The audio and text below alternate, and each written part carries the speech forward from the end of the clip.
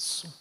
Meus irmãos, eu quero abraçar a todos na graça e a paz do Senhor, convidá-los aqui, abramos juntos o livro sagrado para o texto do profeta Isaías, capítulo 40.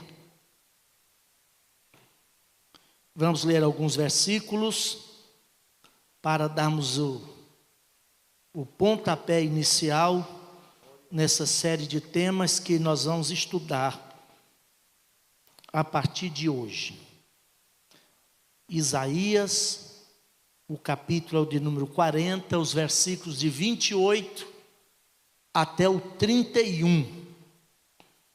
Quero louvar a Deus por essa oportunidade, agradecer aqui mais uma vez o nosso presidente, Bispo Oídes, pela oportunidade que nos dá de exercer aqui nosso ministério chamado da parte de Deus, certo de que o Senhor tem uma palavra para o nosso coração aqui esta noite.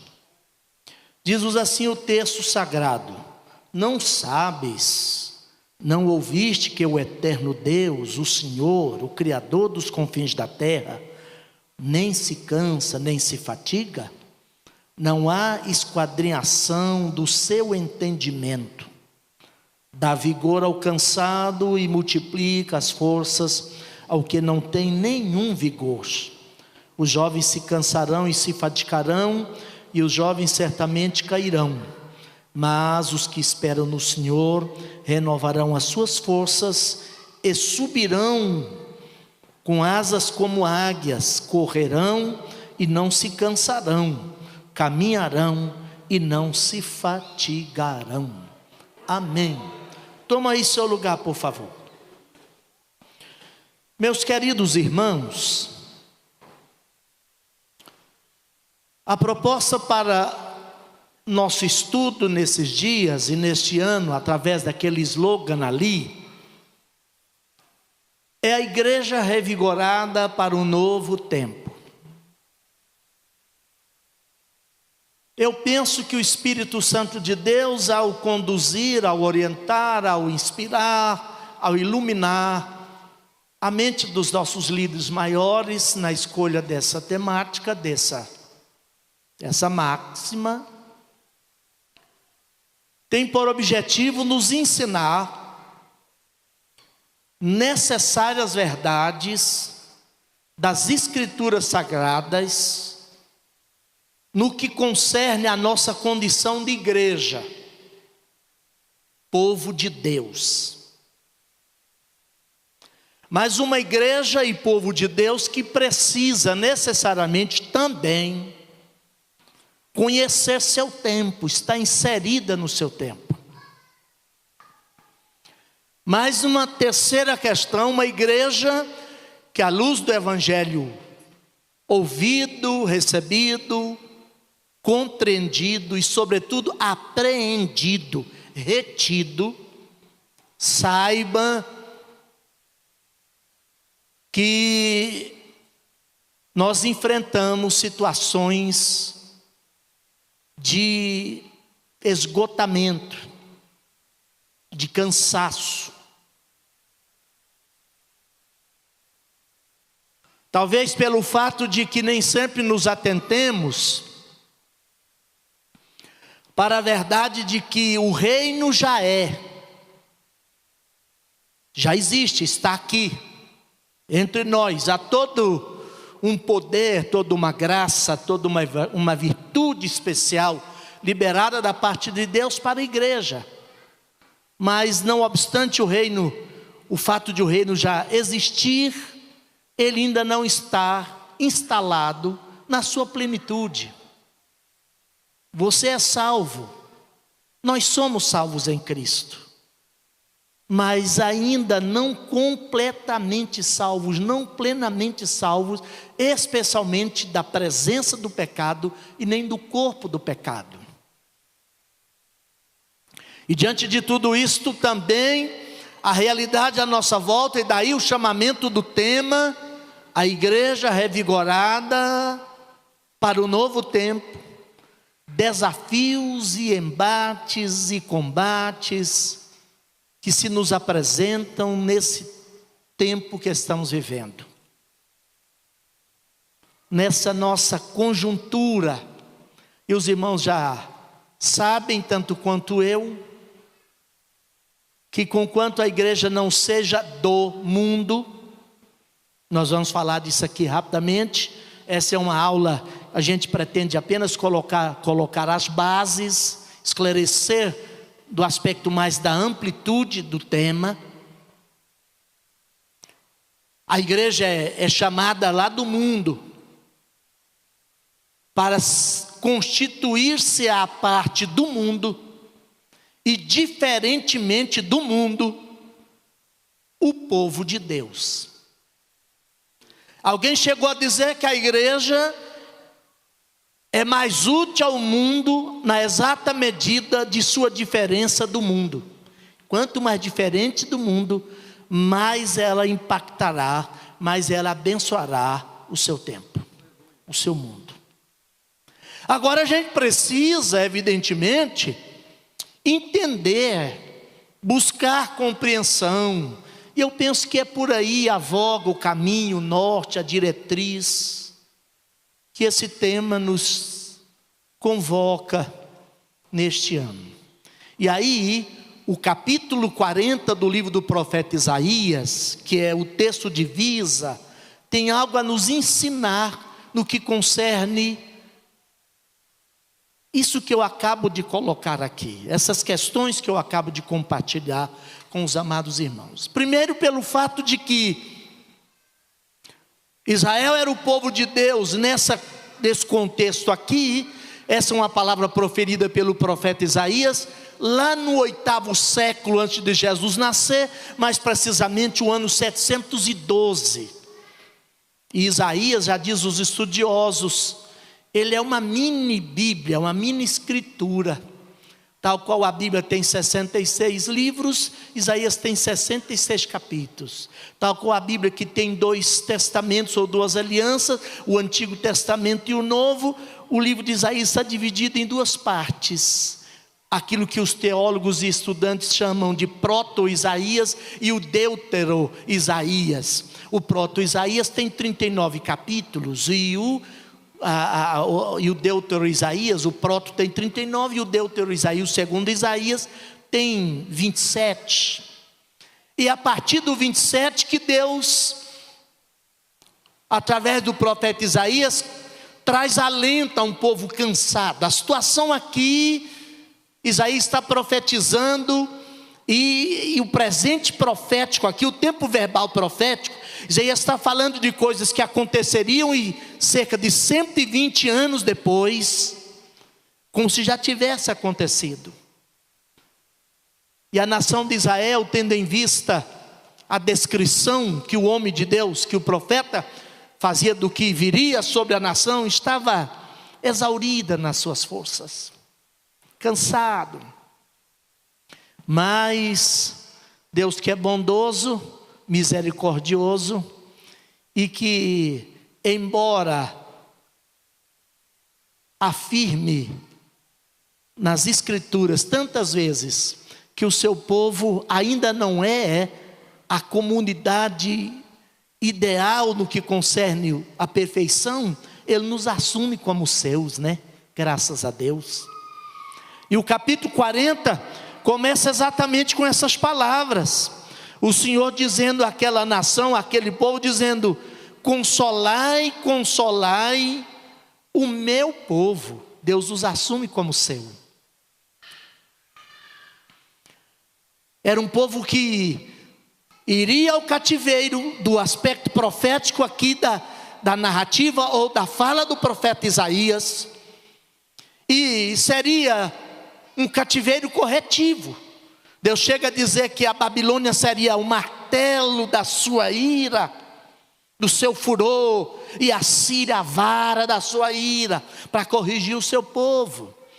Mas mesmo assim, aquele Deus que lá no ano 930, 40 antes de Jesus nascer, quando Salomão ora na dedicação do templo, lá em 2 Crônicas 14, ele diz: olha, se o meu povo, Ele nos assume como dele, se humilhar, e orar, e buscar a minha face, e se converter dos seus maus caminhos. Ele é assim, ele diz que às vezes a gente tem caminhos maus. A gente não consegue atingir o ideal, até porque ainda somos projetos inacabados, aquele patamar de ideal de perfeição que Ele deseja que alcancemos, mas Ele nos chama de seu povo. E Ele diz: olha, e eu ouvirei do céu, sararei, perdoarei os seus pecados e sararei a sua terra. Eu penso que, para entender essa proposta do tema, nós temos que, à luz desse capítulo aqui, compreender de modo muito objetivo e claro 4 verdades que esse capítulo nos coloca. Acima de tudo, o chamado do tema é a igreja revigorada. Veja bem que a ideia não é a igreja se revigorando, a igreja cheia de vigor. Uma igreja que, por ser igreja, ser o povo do Senhor, e em função de seus embates e lutas, ela precisa periodicamente, aliás, eu coloquei aqui um advérbio no sentido de constantemente ser revigorada, permanentemente. Nós não podemos abrir mão da graça do Senhor, da energia, da palavra de Deus, do poder do Espírito Santo. Nós precisamos disso permanentemente. Só que à luz aqui da descrição de Isaías, isso pede que nós compreendamos pelo menos 4 verdades. A primeira delas é que nós nos assumamos, que nós nos reconheçamos como o povo de Deus que de fato somos. E isso tem implicações. Eu nem vou ler todos os detalhes aqui, que eu anotei aqui. Mas com isso eu quero dizer, se nós estamos buscando revigoramento no Senhor para o enfrentamento desse novo tempo, nós precisamos, mais do que nunca nessa conjuntura, nos entendermos e nos assumirmos como o povo de Deus. E a primeira grande implicação disso, pastor Jonas, é que a gente não pode aceitar que a cultura dominante à nossa volta determine nossa agenda, nossa escala de valores e aquilo que de fato nós somos, porque somos a igreja de Jesus Cristo, geração eleita, povo adquirido, chamado lá das trevas para pertencer exclusivamente ao Senhor e sermos o reino de sacerdotes para anunciar as maravilhosas obras daquele que nos chamou de lá para ser seu povo. Isso implica, como eu já falei na introdução, de que sejamos diferentes do que está lá. E não é mera diferença estética daquela velha e famosa teologia da boutique. Não apenas isso, mas diferente nas essências, daquilo que a gente é, enquanto pessoa, enquanto filhos de Deus, regenerados pela obra regeneradora do Espírito Santo de Deus. A gente precisa assumir isso. Eu sou povo de Deus, você é povo do Senhor, nós somos a igreja do Senhor. E o capítulo 40, como eu já disse, começa Deus afirmando: olha, consolai o meu povo, é meu povo. E aí o capítulo, ainda no versículo 1, melhor, o Senhor diz assim: vocês são meu e eu sou vosso. Porque o pronome aqui é possessivo da segunda pessoa do plural. Sou o vosso Deus. Deus não apenas nos assume como dele, mas Deus quer que eu e você, por sermos efetivamente povo dele, nós nos chamemos pelo nome dele, pois ele é o nosso Deus. Isso implica de que nós tenhamos a capacidade de, nessa vida e nessa consciência de pertencimento ao Senhor, nós construamos, nós edifiquemos pela a presença do Espírito de Deus em nós, uma intimidade com Deus, que nós conheçamos ao Senhor, que nós nos relacionemos com o Senhor. Aí virão outros temas estudados: a igreja fortalecida na unidade, na comunhão com Deus.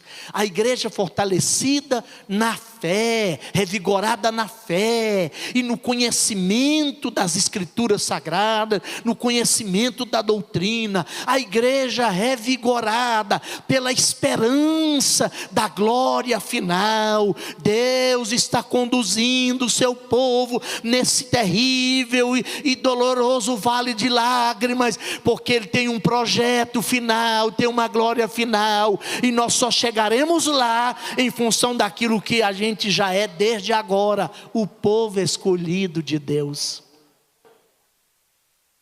Eu penso que os judeus daquela época, e por extensão todos nós, e nós hoje também estamos sendo advertidos, no sentido de que, sendo o povo de Deus, Deus pode nos colocar sobre correção. Deus é Pai, e a Bíblia pergunta assim: e que pai que não corrige os seus filhos? Se não sofreis e não sois disciplinados, logo, diz o autor aos Hebreus, sois bastardos e não filhos. E a gente precisa entender que o processo de crescimento espiritual, que nós pensamos um pouco nele aqui na terça-feira passada, é também por sua natureza um processo disciplinar, de crescimento. Aliás, a verdadeira igreja, esta igreja que está buscando revigoramento e precisa ser revigorada no Senhor, ela precisa de ter pelo menos 3 marcas imprescindíveis. Ela tem que ser depositária do Evangelho, igreja onde se prega e ensina o verdadeiro Evangelho. Onde está, alguém perguntaria, a verdadeira igreja? Em qualquer denominação ou grupo onde se encontram essas 3 marcas principais: onde se prega e ensina o verdadeiro Evangelho, onde se pratica a disciplina eclesiástica, e não é disciplina no sentido assim de correção, é também, mas a disciplina eclesiástica no sentido de educar, de ensinar. Disciplina como educação, a paideia divina, que vai nos conduzindo para mais perto de Deus e mais parecidos com Ele. E aonde, a terceira marca, se celebra reverentemente as ordenanças que o Senhor deixou para a igreja: o batismo e a ceia do Senhor. Revigorar, alcançar esse revigoramento que a gente precisa como igreja, implica que nós assumamos essa condição, essa verdade. Nos reconheçamos e nos assumamos como povo de Deus. Segundo, para a gente caminhar, está nesse capítulo 40. E até pastor Rafael Rocha, alguns anos, faz bem uns 25, 27 anos, ainda lá no seminário, como um dos monitores lá. E cada tempo, cada época tem seus desafios, as suas demandas, suas especulações, suas teorias. Quando eu vi um missionário e um professor americano dizer que o cristianismo e a cristandade como um todo estava entrando num período que, se nós não tivéssemos o cuidado de definir e redefinir à luz da Bíblia, conceitual e profundamente, nossa fé e doutrina, o discurso mais idiota do início do século, do novo século e milênio que se avizinhava, seria o discurso sobre Deus. Aquilo me chocou no primeiro momento, pastor Samuel. Mas a posteriori, a gente foi caminhando e observando, e porque o profeta, o homem de Deus, o ensinador, e aí a própria igreja e cada filho de Deus na igreja precisa, tal qual John Stott falou nos seus livros, ouvir o Espírito, mas ouvir o mundo. Ouvir, sentir o mundo, perceber a sua contingência. Daí o tema aí, a igreja revigorada para um novo tempo, e ouvir o Espírito para profetizar a palavra com pertinência e relevância para o seu tempo. E me parece, pode ser uma percepção apressada, e eu vou ser mais contundente ainda, pastor Davi, uma impressão imbecil de minha parte. Mas o mundo está vazio de Deus. Mas não é de deuses, de discursos sobre Deus, é do Deus soberano do qual a Bíblia fala. Porque a ideia que se faz de Deus aí é o Deus serviçal, de avental. A igreja nunca alcançará o revigoramento que ela precisa se ela não entender, não voltar ao conceito que esse capítulo fala. E Deus fala para Israel: você não sabe? Vocês se esqueceram? E aqui os capítulos 41, 42, 43, Deus vai usar o profeta Isaías para levar o seu povo a comparar os deuses fabricados, a começar desse capítulo também, os ídolos. Porque idolatria é toda tentativa, escute o que eu vou dizer, de limitar Deus em objetos, coisas e lugares. Tem o ídolo, tem a idolatria e tem a idolatrização. A idolatria pode ser um processo sutil, como essa nação sofreu, de ir inconscientemente às vezes, buscando ter um Deus domesticado, um Deus manipulável e não um Deus soberano. Sabe qual é a segunda verdade que eu coloquei aqui?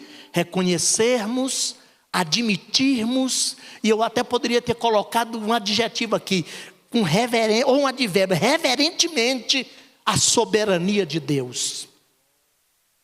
E aí, por isso que eu retroagi nessa leitura até o versículo 28, diz assim: não sabes? Uma pergunta retórica. Não sabes?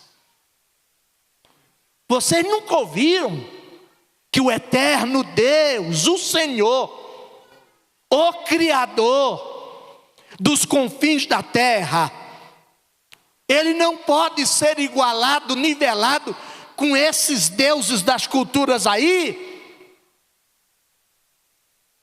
Olha, irmão, quanto a gente precisa conhecer, deixar que o Espírito Santo de Deus inunda nossa mente e nossa alma dessa percepção de quem é Deus. Eu perguntaria e você responde, eu vou perguntar e você responde de si para si mesmo: quem é Deus para você?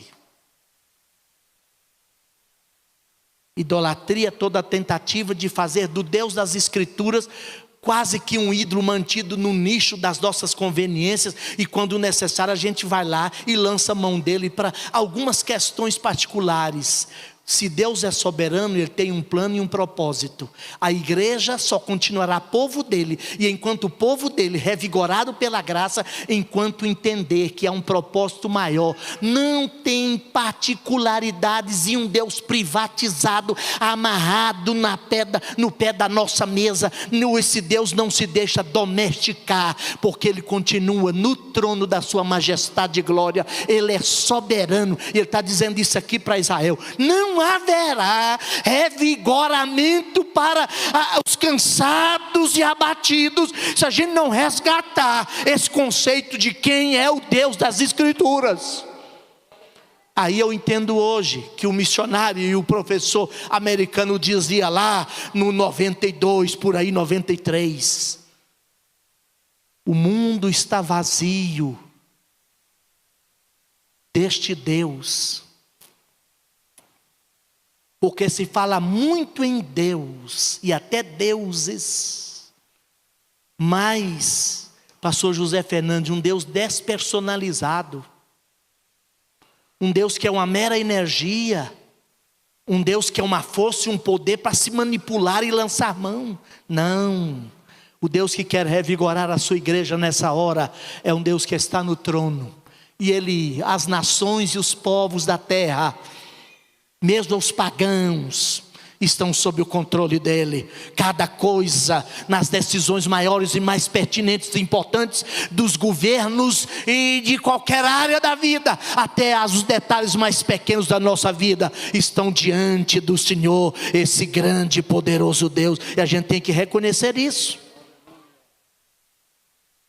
Quando o salmista vai dizer isso muito aqui, eu preciso entender, para reconhecer, admitir a soberania, a majestade desse grande Deus, eu tenho que trazer para minha mente, introjetar no meu coração, deixar que isso inunde a minha alma, que esse Deus não é contingente. Contingente sou eu e você. Contingente são as realidades positivas e mesmo as negativas à nossa volta. Esse Deus não é contingente. Ele é sustentador, mantenedor de todas as coisas. E Ele é quem dá vigor ao cansado, alento ao combalido. Ele é que revigora o seu povo. Ele é poderoso para fazer isso. Sabe? Por não ser contingente, esse Deus também é absoluto. E é absoluto sobre todas as circunstâncias. Ele é suficientemente capaz, em função do seu ser, da sua natureza e daquilo que Ele é, de cumprir cada uma de suas promessas, pois Ele, esse Deus, não encontra rival à sua altura. E diante dessa pandemia que assustou todos nós, ainda assusta e alterou a rotina da nossa vida, quando a gente ergue os olhos para além do horizonte tacanho do mundo, e pela fé percebe Deus no trono, a gente fica com o coração sossegado, porque a gente descansa nele, porque a gente o vê no trono e ele está dizendo: meus filhos, minha igreja, esse mundo não vai acabar numa catástrofe para o meu povo. Essa caminhada da igreja vai terminar no alvorecer de um novo amanhã, na apoteose final da glória eterna, e eu ainda estou no trono. É isso que acalenta e revigora a nossa alma em meio ao sofrimento da vida. É a convicção de quem Deus é. Deixa eu dizer para você, para a gente começar a encerrar, a terceira e a quarta e última encerro. Verdade aqui, não diminua Deus. Se relacione com Ele, procure conhecê-lo tal qual descrito, e Ele se revela aqui nas Escrituras. Então, como povo de Deus, precisamos rechaçar, recusar,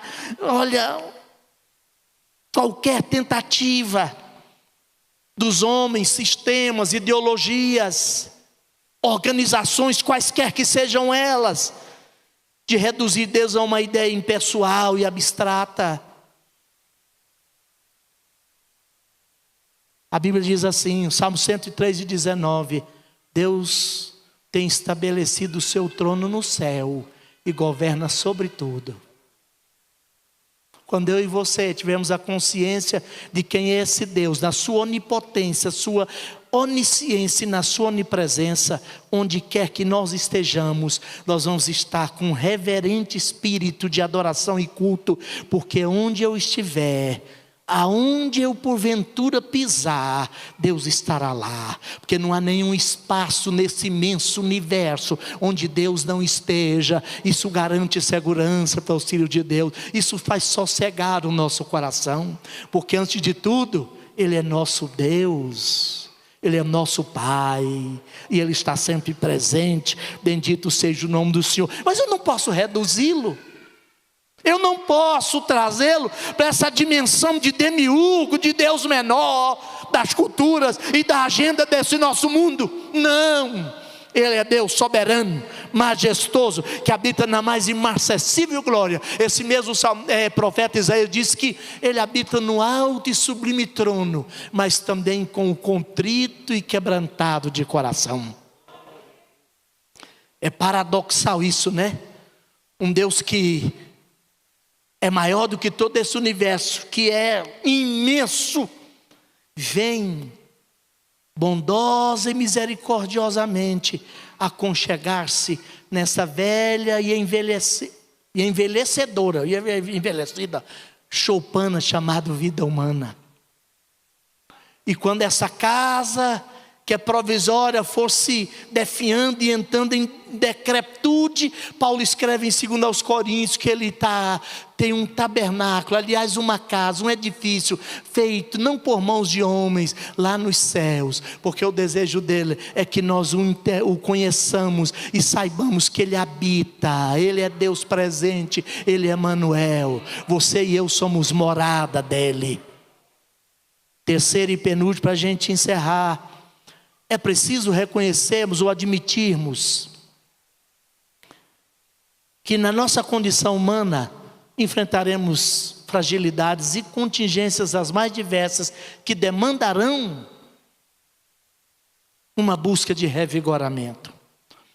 O grande problema, isso que eu vou dizer aqui rapidamente numa frase e passa a quarta verdade, é de que um tempo para cá, de alguns anos para cá, começou a se alimentar de alguns porões do multifacetado movimento evangélico brasileiro, um certo mito do crente super-homem, super-herói.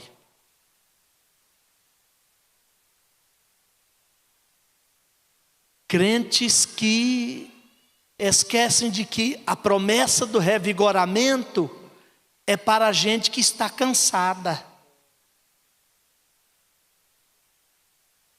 E gente que se reconhece cansada.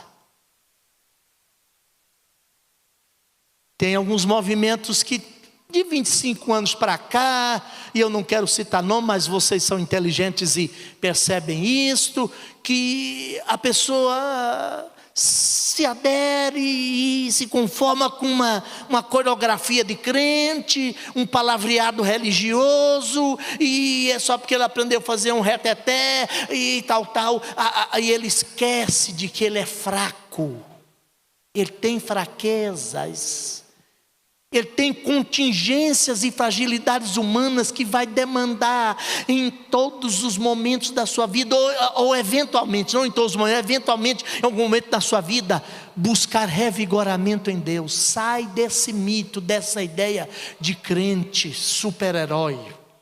Passo essa cultura.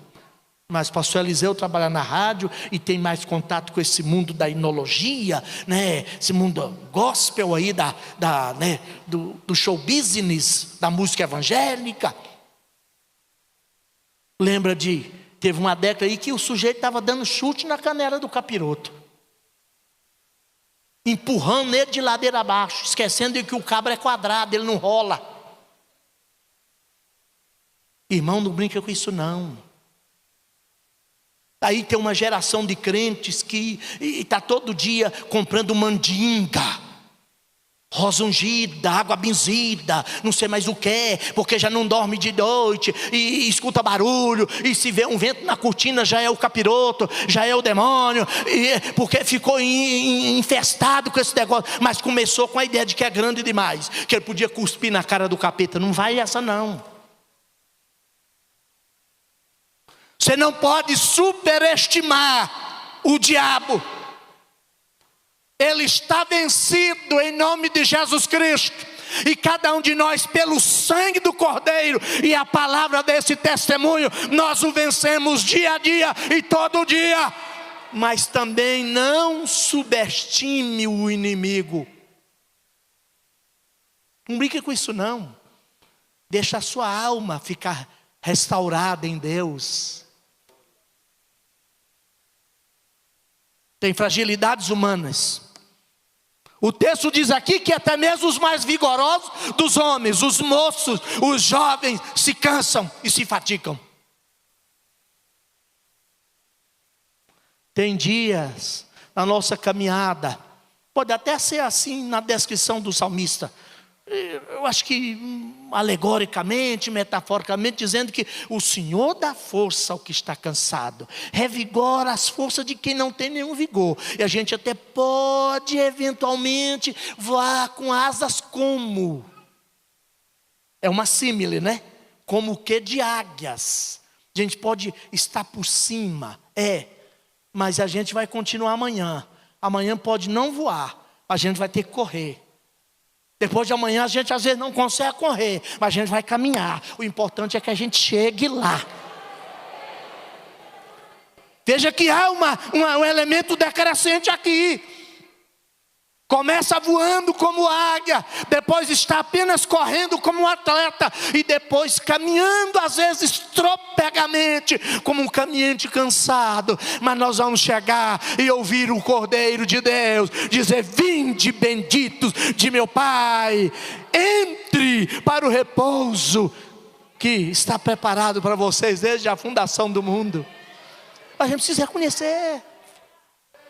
Esse profeta Isaías chegou a profetizar que Deus derramaria água sobre o sedento. Você não tem sede? Esse profeta Isaías chegou a dizer: olha, vinde a mim. 55, todos vós que estáis cansados.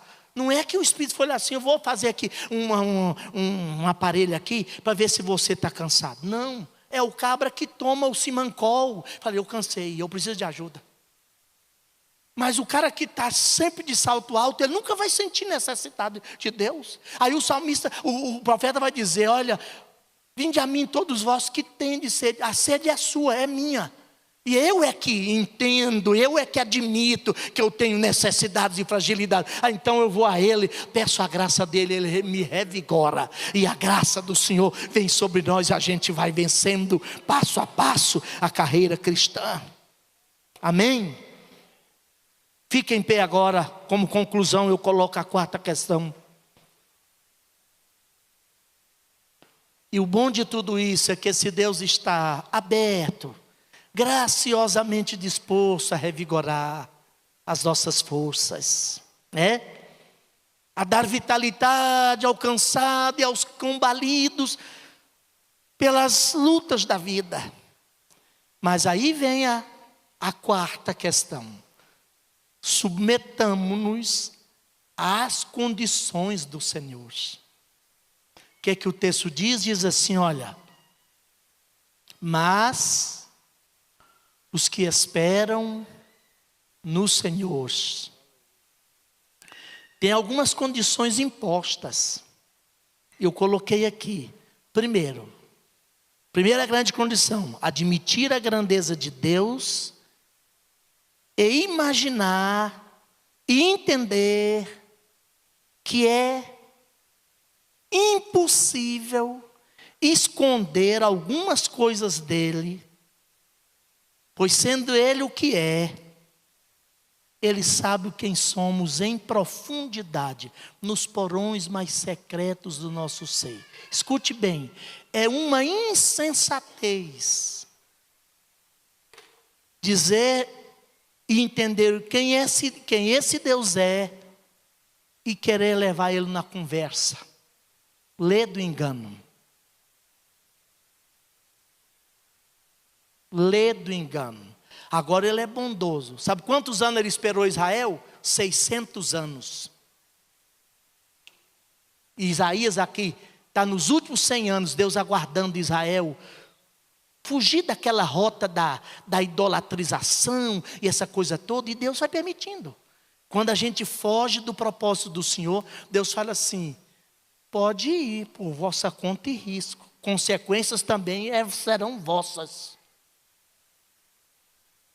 Segunda condição, a condição indispensável que o texto nos coloca é aprendermos a esperar no Senhor. E esperar no Senhor, que eu coloquei aqui, não é simplesmente deixar o tempo passar enquanto se aguarda. Esperar aqui é alimentar irrestrita confiança em Deus e viver na expectativa de que Ele fará o melhor. Já que eu não consigo manipulá-lo, Ele tem promessas e propósitos. Ele fará o melhor. Ele sempre faz o melhor. A última, esperar nele é admitir também, aliás, a condição de que a gente precisa admitir a nossa impotência. E nós somos impotentes até que ele venha agir sobre nós, agir em nosso favor. Reconhecemos que não temos outro auxílio senão ele. A quinta e última condição é viver em total e completa dependência de Deus. E acima de tudo, permitir que Ele decida a meu favor, em seu favor, conforme os termos dEle e a vontade dEle. Não tenta ensinar Deus. Deixa Ele ser Deus. E aí o salmista vai dizer, o profeta vai dizer ao povo do Senhor: a gente pode então, sendo revigorado nele, recobrar as forças, nos reanimarmos em Deus, revigorarmos no Senhor, aí a gente vai prosseguir, vai avançar. Então não é a Babilônia, o seu poderio, nem o império, nem este mundo, nem os homens maus que darão a última palavra. Você está no propósito do Senhor? Você tem consciência de que pertence a Deus? Você reconhece a soberania de Deus? Você admite as suas fragilidades e contingências humanas? Então vem, acate as condições de Deus, e Deus vai revigorar a sua vida nessa campanha, nesses dias, e nós vamos ser fortalecidos, e nada, absolutamente nada, vai tirar o povo de Deus da rota certa, e a igreja vai continuar avançando, triunfando, porque ela é povo de Deus, e Deus está conosco, e a vitória é nossa, pelo sangue de Jesus. Você crê nisso?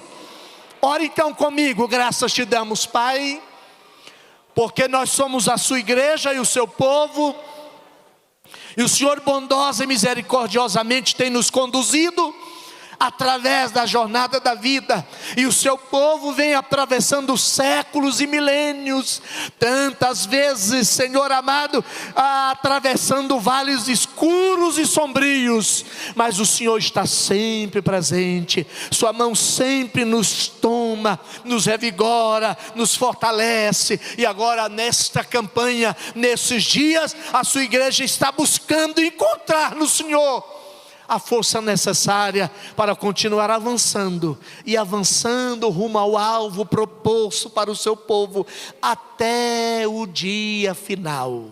Nós não somos daqueles que retrocedem, daqueles que voltam atrás, mas nós somos aqueles que caminham pela fé e avançam sempre para a conservação da alma, e alcançarmos finalmente um dia a vitória final. Portanto, Pai, continue conosco, seja com a sua igreja, e dê-nos sempre a sua revigoradora graça, a fim de que nossas forças sejam restabelecidas sempre até o dia final. Nós pedimos, ó Pai, em nome de Jesus. Gente, muito obrigado, Deus os abençoe.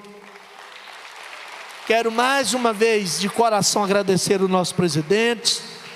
Muitos homens de Deus aqui poderiam estar assumindo essa tribuna hoje. Tomem seus lugares e ministrar essa palavra com muito mais propriedade do que eu. Mas obrigado, bispo, eu me sinto honrado.